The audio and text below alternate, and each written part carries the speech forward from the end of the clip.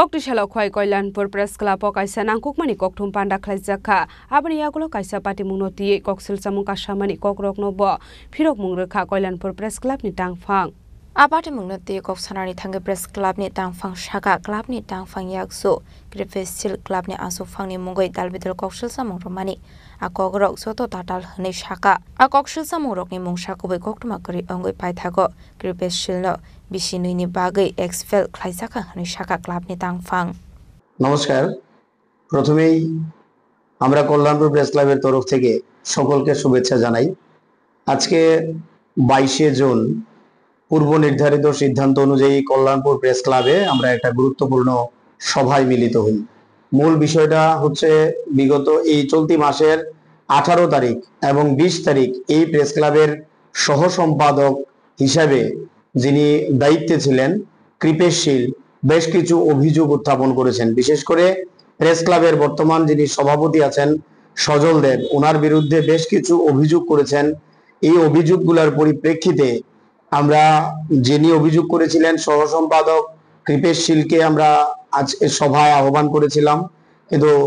কোনো কারণে উনি এই সভায় উপস্থিত হতে পারেননি বা হননি বা আমাদেরকে লিখিতভাবে কোনো কিছু জানানো নেই যে উনি এই সভায় উপস্থিত থাকবেন না তারপর আমরা আমাদের এই প্রেস ক্লাবের মধ্যে আজকে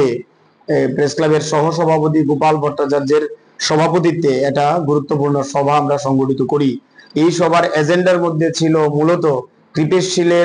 কৃপেশশীল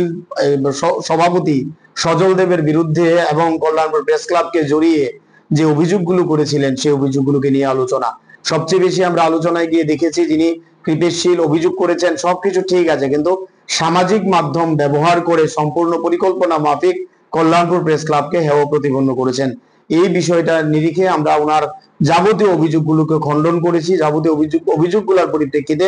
আমরা দেখতে পেয়েছি সেই অভিযোগগুলো আমাদের দৃষ্টিতে ভিত্তিহীন এবং আমাদের প্রেস ক্লাবের যে নীতি নির্দেশিকা রয়েছে সেই নীতি নির্দেশিকা মোতাবেক আমরা সর্বসম্মতি ক্রমে